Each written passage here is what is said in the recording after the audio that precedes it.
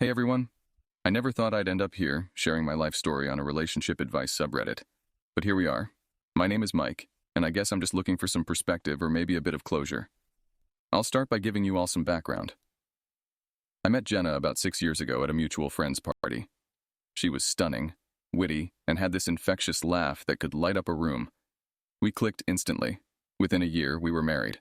Things were great, or at least I thought they were. We both had demanding careers. I ran a small but growing tech firm, and Jenna worked in marketing. We didn't have kids, mainly because we were both focused on our careers, and honestly, we were happy with just the two of us. But over the last year, things started to change. Jenna became distant, often coming home late from work with vague excuses about client meetings and after-work drinks with colleagues. At first, I didn't think much of it. I trusted her. We'd always had a strong relationship, or so I believed.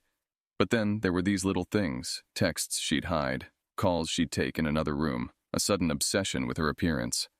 I told myself I was being paranoid. Jenna was just busy, right? One night, I decided to surprise her at work with her favorite takeout. I thought it would be a nice gesture, maybe remind her of how much I cared. But when I got there, her office was dark. Her assistant told me she had left hours ago. That's when the first real pang of doubt hit me. I tried calling her, but it went straight to voicemail. I drove around for a bit, hoping to clear my head, but all I could think about was where she might be. When Jenna finally came home, she was visibly startled to see me still awake. I asked her where she'd been, and she spun some story about a last-minute client emergency. Something about her tone, her body language. It didn't add up. I wanted to believe her, but deep down I felt a gnawing suspicion. I decided to let it slide that night, hoping it was just a one-time thing.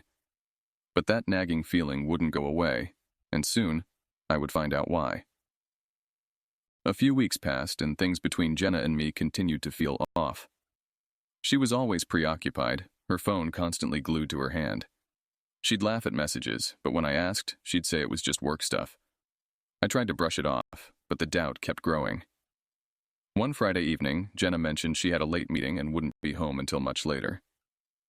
I decided it was time to find out what was really going on. After she left, I sat in our living room, staring at her laptop. Jenna was meticulous about her devices, always logging out of everything, but this time, she'd forgotten. I hesitated for a moment, feeling guilty about invading her privacy, but my need for the truth won out. I opened her email and scanned through the messages. At first, there was nothing out of the ordinary, work emails, newsletters, spam. But then, I saw it. An email chain with a guy named Brian. It started innocently enough, work-related topics, but as I scrolled down, my heart sank. The messages became increasingly personal, then flirtatious, and finally, explicit. My hands shook as I read the words, each one a dagger to my chest. They talked about their feelings, about secret meetups, and even plans for the future. There was no denying it. Jenna was having an affair. I felt like the ground had been pulled out from under me. My mind raced with 1,000 thoughts, each one more painful than the last.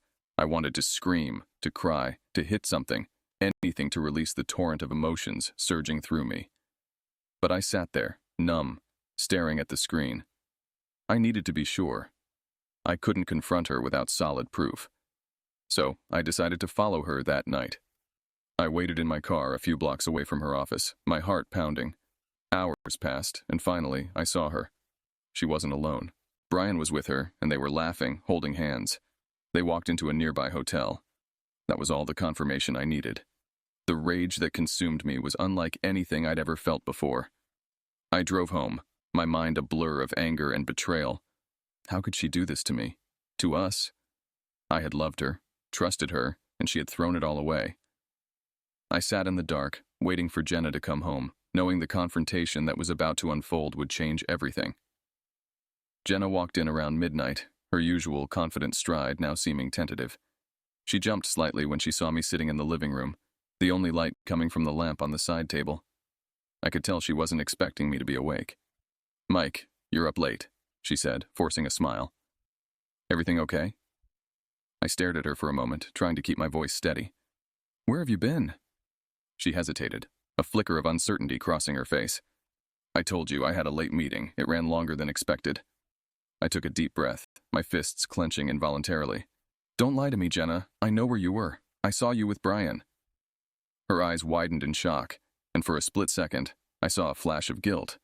But she quickly composed herself, crossing her arms defensively. Mike, you're being paranoid. Brian is just a colleague. We were discussing a project.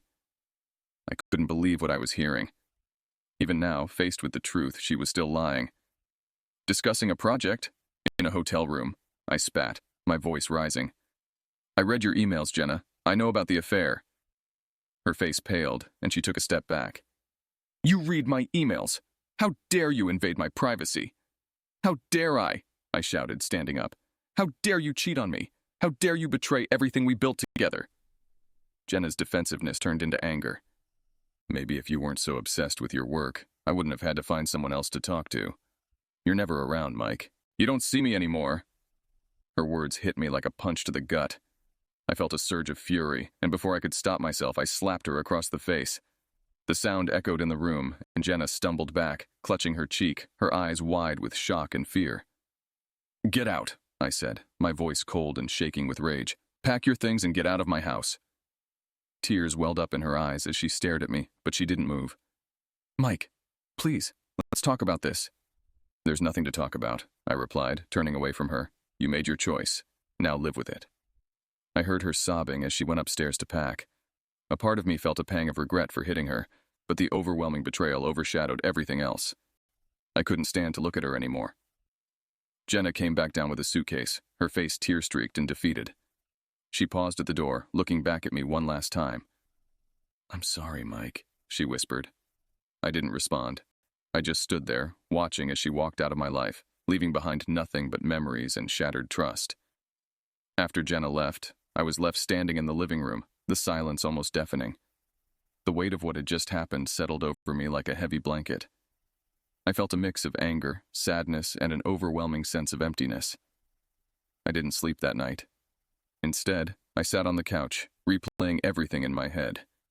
Every laugh, every shared moment, now tainted by her betrayal. The next few days were a blur. I took a few days off work, telling my assistant I was dealing with a personal emergency. I couldn't bring myself to tell anyone the full story. It was too raw, too humiliating. I spent most of my time in a fog, trying to process everything. The house felt emptier without Jenna, but it also felt tainted by her presence. Everywhere I looked, I saw reminders of her, of us. I decided to file for divorce immediately. I contacted a lawyer and started the process. I wanted everything to be over as quickly as possible. Jenna tried calling me a few times, but I didn't answer. I didn't want to hear any more excuses or apologies. The trust was broken beyond repair. My friends and family noticed something was wrong, of course. My best friend Chris came over one evening, concerned about my sudden withdrawal. Mike, man, what's going on? He asked, sitting down next to me. You've been MIA for days. Talk to me. I took a deep breath and finally told him everything. The affair, the confrontation, the slap, the divorce. He listened quietly, his face growing more serious as I spoke. Jesus, Mike, he said when I finished. I'm so sorry. I had no idea. Yeah, well, neither did I replied bitterly. Chris stayed with me that night, providing a much-needed distraction and some moral support. He helped me pack up Jenna's remaining belongings and move them to the garage.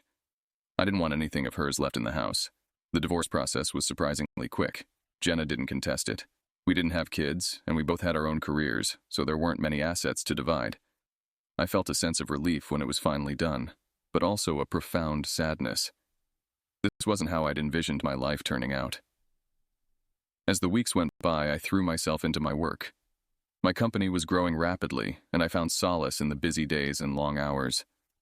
Success was a welcome distraction, and it helped to fill the void left by Jenna's departure. But no matter how much I accomplished, there was always a lingering loneliness. I found it hard to trust anyone, to let anyone get close. The idea of falling in love again seemed impossible. As the months rolled on, I buried myself deeper into my work. My tech firm began to flourish in ways I'd only dreamed of before. We secured major contracts, expanded our team, and even opened a new office. I was more successful than I'd ever been, but despite the accolades and financial rewards, something was missing. The house, once filled with laughter and shared moments, now felt like a hollow shell. I poured my energy into creating a solid foundation for the company, making sure every project was executed flawlessly. The constant stream of work was a welcome distraction, but late at night, the loneliness would creep back in. Friends and family tried to set me up on dates, but I couldn't bring myself to trust again. Every time I looked at a woman, I saw Jenna's betrayal. One evening, Chris convinced me to join him for a drink at our favorite bar. "Come on, Mike. You need to get out of the house. It's been months. A little fun won't kill you," he urged. Reluctantly, I agreed. The bar was buzzing with life, and for a moment, I felt a semblance of normalcy. Chris was his usual charismatic self, engaging with everyone around us.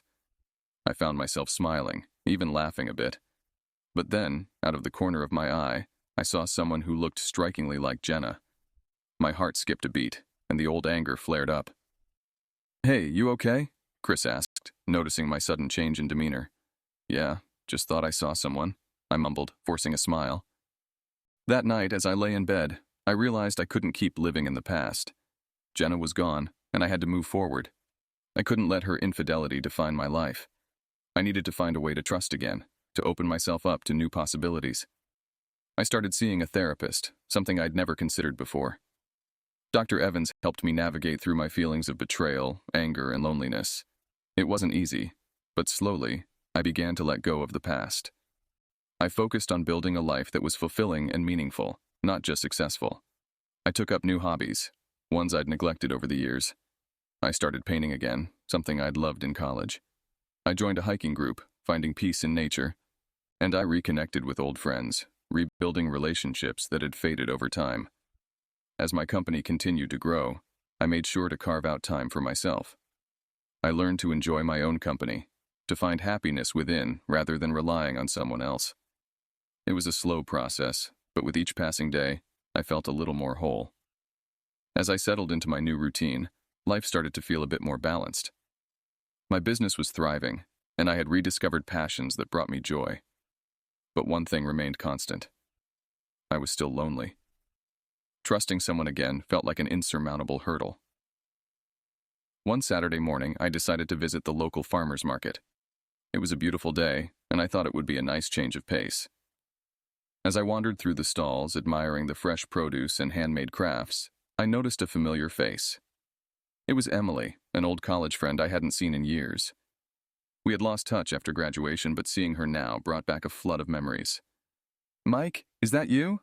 she called out, her face lighting up with a warm smile.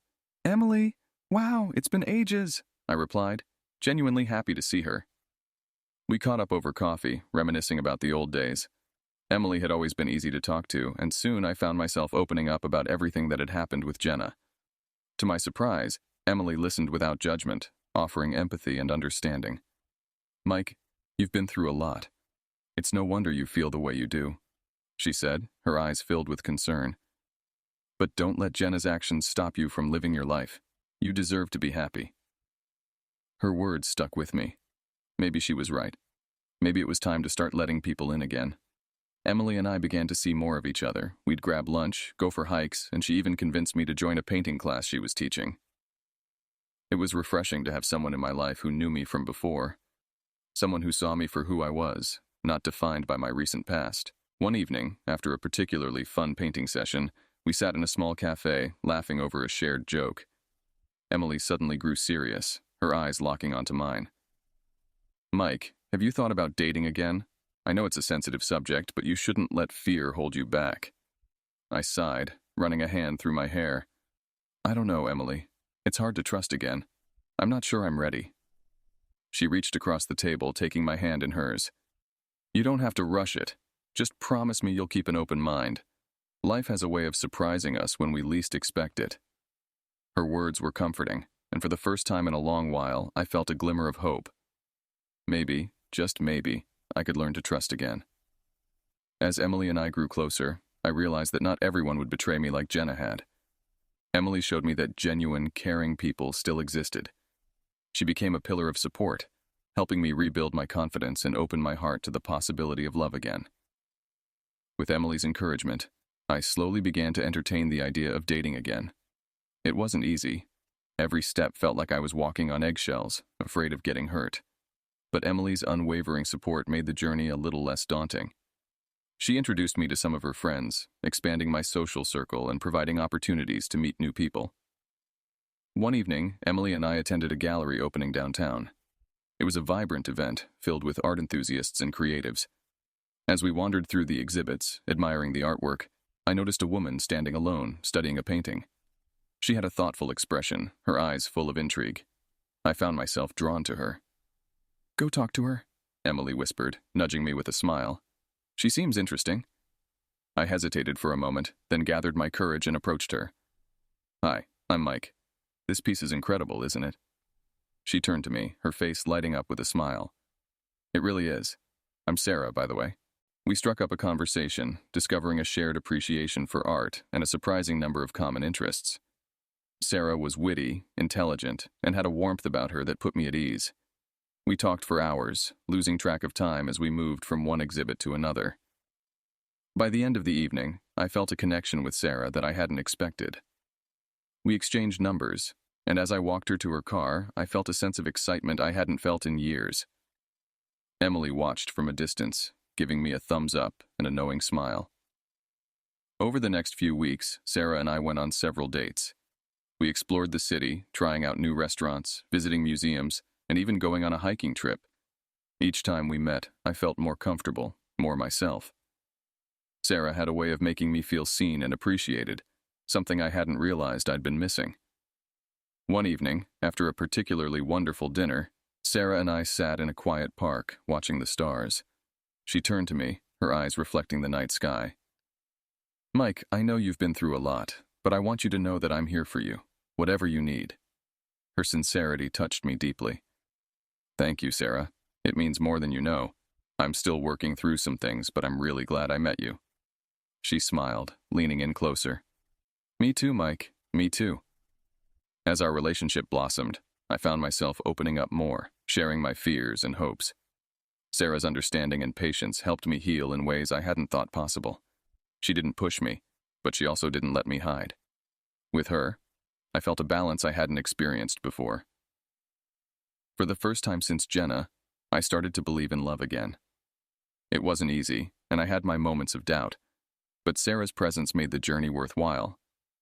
I learned that while the past had shaped me, it didn't have to define my future. My relationship with Sarah continued to grow, and with each passing day, I felt more secure and content. She understood my past and respected my boundaries, never pushing me further than I was ready to go. Her patience and kindness were the antidotes to the wounds Jenna had left behind. One weekend, Sarah and I decided to take a trip to the mountains. It was a chance to escape the city, breathe in the fresh air, and spend some quality time together. The drive was filled with laughter and deep conversations, and by the time we reached our cabin, I felt lighter than I had in years. The first evening, we sat by the fire, sipping wine and talking about our dreams and aspirations. Sarah shared stories from her childhood, and I found myself opening up about my fears and insecurities.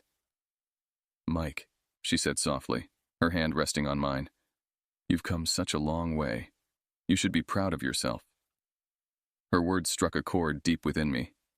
For so long, I had been focused on my failures and the betrayal I had experienced. But hearing her acknowledge my growth made me realize just how far I had come. I wasn't the same person who had been shattered by Jenna's infidelity. I had rebuilt my life, piece by piece, and I was stronger for it. The next day, we hiked to a nearby lake. The scenery was breathtaking, and as we stood by the water's edge, I felt a sense of peace wash over me. Sarah took my hand, and we stood in silence, taking in the beauty around us. "Sarah," I said, turning to her, "I need you to know how much you mean to me. You've helped me heal in ways I never thought possible." She smiled, her eyes glistening with emotion. "And you've shown me that love is worth the risk. I'm so glad we found each other." In that moment, I realized that my journey wasn't just about overcoming the past. It was about embracing the present and looking forward to the future. Sarah had become an integral part of my life, and together we were building something beautiful. Returning to the city, I felt a renewed sense of purpose. I continued to focus on my business, which had reached new heights of success. But I also made sure to prioritize my personal life, nurturing my relationship with Sarah and maintaining the connections with friends and family that I had rebuilt. Emily remained a close friend and confidant, and we often laughed about how she had nudged me towards Sarah that night at the gallery. "You owe me big time," she would joke, and I couldn't agree more. Her support had been invaluable, and I was grateful every day for her friendship. As the months turned into a year, Sarah and I grew even closer. We talked about the future, about moving in together, and even about the possibility of starting a family someday. The thought of a future with her filled me with hope and excitement. I had come a long way from the man who had been betrayed and broken. I had found love again, built a thriving business, and discovered a sense of inner peace. The journey hadn't been easy, but it had been worth every step. One crisp fall afternoon, as Sarah and I were enjoying a lazy Sunday brunch at our favorite cafe, my phone buzzed with a notification. It was an email from Jenna. My heart skipped a beat, a mix of surprise and unease washing over me. I hadn't heard from her since the divorce, and seeing her name brought back a flood of memories. "Everything okay?" Sarah asked, noticing my sudden change in demeanor. "It's from Jenna," I replied, my voice tinged with uncertainty. "I haven't heard from her in years." Sarah reached out and squeezed my hand. "Do you want to read it now or later?" "Now," I said, taking a deep breath and opening the email. Jenna's message was brief, but filled with regret. She apologized for her betrayal, explaining that she had gone through therapy and realized the depth of the pain she had caused. She didn't ask for forgiveness or reconciliation, but hoped I could find it in my heart to understand her actions. Reading her words stirred a mix of emotions within me. I felt a lingering anger, but also a sense of closure. Jenna's apology, though late, felt genuine, and it helped me understand that she had her own demons to face. "I'm sorry you had to go through this, Mike," Sarah said, her eyes filled with empathy. "Thanks, Sarah. It's strange. I don't feel the anger I expected. Just relief, I guess, like a chapter finally closing." Over the next few days, I thought a lot about Jenna's email. It brought back memories, but it also highlighted how much I had grown. I decided to respond, not out of a need for closure, but to acknowledge her apology. My reply was simple. I thanked her for reaching out and wished her well. I explained that while her actions had hurt me deeply, they had also led me to a place of self-discovery and growth. I told her about Sarah, my business, and the life I had built since our separation. It felt good to share that I had moved on and found happiness again. Sending the email gave me a sense of finality. It was like a weight had been lifted off my shoulders. I could fully embrace my present and future without the shadow of the past looming over me. Sarah and I continued to build our life together. We moved in, decorating our new home with a mix of our styles and creating a space that felt uniquely ours. We hosted dinner parties, went on weekend getaways, and spent quiet nights watching movies and cooking together. One evening, as we were sitting on the porch, watching the sunset, Sarah turned to me with a thoughtful expression. "Mike, there's something I've been meaning to talk to you about."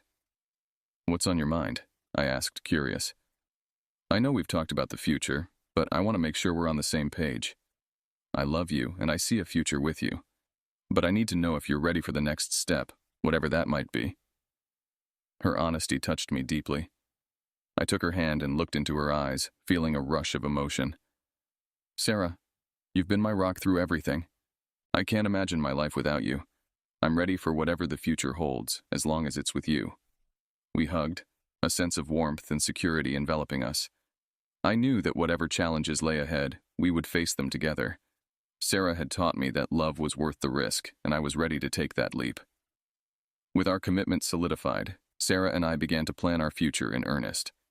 We talked about everything, from our dreams and aspirations to the little details of our daily lives. It felt exhilarating to envision a life together, filled with love, trust, and mutual support. One crisp winter morning, as we were decorating our first Christmas tree together, I looked at Sarah, who was carefully placing an ornament on a high branch. The sight of her, so serene and content, filled me with a profound sense of gratitude. I knew what I wanted to do. A few weeks later, I planned a special evening for us. We returned to the same park where we had first talked about our future under the stars. I arranged for a small picnic, complete with Sarah's favorite foods and a bottle of champagne. As we sat there, bundled up against the cold and surrounded by twinkling lights, I reached into my coat pocket and pulled out a small box. "Sarah," I began, my voice steady but my heart racing. "You've brought so much joy and meaning into my life. You've shown me what true love and partnership look like. I can't imagine my life without you, and I don't want to. Will you marry me? Tears filled her eyes as she looked at me, her face breaking into a radiant smile. Yes, Mike. 1,000 times. Yes. We hugged tightly, the world around us fading away. In that moment, I knew that all the pain and heartache I had endured had led me to this beautiful, perfect moment. The months that followed were a whirlwind of wedding planning, but through it all, Sarah and I remained a team. Our friends and family rallied around us, their excitement infectious. Emily, of course, was my best person, a fitting role for the friend who had stood by me through thick and thin. The wedding day arrived, a beautiful spring afternoon filled with sunshine and laughter. As I stood at the altar, waiting for Sarah, I reflected on the journey that had brought me here. From the depths of betrayal and loneliness to the heights of love and trust, it had been a tumultuous path. But it was one that had ultimately led me to the love of my life. When Sarah walked down the aisle, radiant in her dress, tears welled up in my eyes. Our eyes met, and I saw my future reflected in her gaze, a future filled with hope, joy, and unwavering love. We exchanged vows, promising to support and cherish each other through all of life's challenges. As we sealed our promises with a kiss, the applause and cheers of our loved ones surrounded us, a testament to the strength and beauty of our union. The reception was a joyful celebration, filled with dancing, laughter, and heartfelt toasts. Emily's speech was particularly moving as she recounted our journey and the power of second chances. "Love isn't always easy," she said, raising her glass, "but it's always worth it. Here's to Mike and Sarah, a testament to resilience, trust, and the beautiful future that lies ahead." As the evening drew to a close, Sarah and I stole a quiet moment together, watching the stars from the balcony. "We've come so far," she whispered, resting her head on my shoulder. "We have," I agreed, kissing her forehead. "And I can't wait to see where our journey takes us next." In that moment, surrounded by the love and support of our friends and family, I knew that I had finally found my home. Sarah had shown me that love was worth the risk, and together, we were ready to face whatever the future held. Looking back, I realized that Jenna's betrayal, as painful as it had ultimately led me to a place of growth, strength, and true happiness. It had been a long and arduous journey, but it had brought me to Sarah, and for that, I was eternally grateful. To anyone reading this who might be struggling with betrayal and heartbreak, I want you to know that there is hope. Healing takes time, but it is possible. And sometimes the darkest moments can lead to the brightest futures. Don't be afraid to open your heart again. Love is out there, waiting for you, and it's worth every step of the journey. It's been a year since Sarah and I exchanged vows under the spring sky. As I sit on the porch of our home, reflecting on the journey that brought me here, I am filled with a sense of peace and fulfillment that I once thought was out of reach. Life has a way of surprising us when we least expect it. If you had told me years ago that I would find love again after the pain and betrayal I endured, I wouldn't have believed you. But here I am, living a life that's fuller and more meaningful than I could have imagined. The road to this point wasn't easy. Jenna's infidelity shattered my trust and left me questioning everything I believed about love and relationships. It took time, patience, and a lot of self-reflection to heal those wounds. Therapy helped me understand my emotions and provided a safe space to process the betrayal. It was a crucial step in my healing journey. I learned that while pain and betrayal can leave deep scars, they don't have to define your future.